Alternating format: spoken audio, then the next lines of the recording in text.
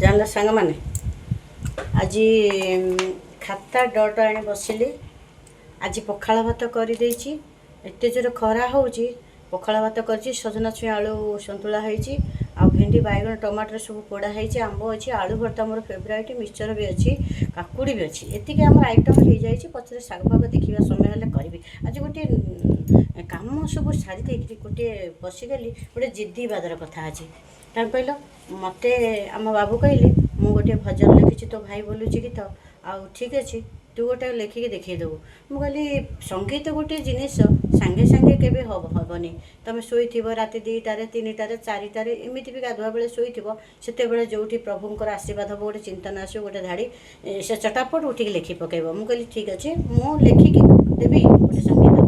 ମୁଁ ବି ମଝିରେ ମଝିରେ ମୋ ନିଜ ଲେଖା ଲେଖେ, ଈଶ୍ୱର ବି କରେ। ତେଣୁକରି ସେ ମୋ ସହିତ କଣ୍ଟେଷ୍ଟ କରିଛନ୍ତି। ଆଉ ମୁଁ କହିଲି ମୁଁ ଆଜି ଫାଇନାଲ୍ ଗୋଟିଏ ଗୀତ ଲେଖିବି। କହିଲେ ତମ ଘର ପାଖରେ ଅନନ୍ତ ଗୋପାଳ ଠାକୁର ଅଛନ୍ତି, ତୁ ଅନନ୍ତ ଗୋପାଳଙ୍କ ନାଁରେ ଲେଖିବୁ। ଠିକ୍ ଅଛି, ମୁଁ ଅନନ୍ତ ଗୋପାଳଙ୍କୁ ମୋର କ୍ଷମା ପ୍ରାର୍ଥନା ମାଗିଲି। ମୁଁ କହିଲି ପ୍ରଭୁ, ଆପଣ ଯେତେବେଳେ ଚାହିଁବେ ଗୋଟେ ଗୀତ ଲେଖା ହେବ। ଆଜି ଫାଇନାଲି ପ୍ରଭୁ କରିଦେଇଛନ୍ତି ନିର୍ଦ୍ଦେଶ।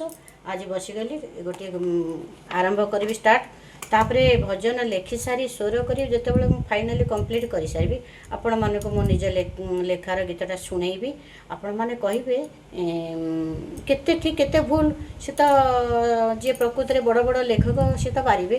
ଆଉ ତଥାପି ପ୍ରଭୁଙ୍କର ଯାହା ଆଶୀର୍ବାଦ ଅଛି, ଆମେ ଛୋଟିଆ କଳାକାରଟି, ନିଶ୍ଚିତ ପ୍ରୟାସ କରିବି, ଆଉ କରୁଛି ମଧ୍ୟ। ପ୍ରଭୁଙ୍କର ଆଶୀର୍ବାଦ ନିଶ୍ଚିତ ଅଛି, ନହେଲେ ଏତେ ବଡ଼ ସାହସ ହେଇନଥାନ୍ତା ନା କ'ଣ ସାଙ୍ଗମାନେ?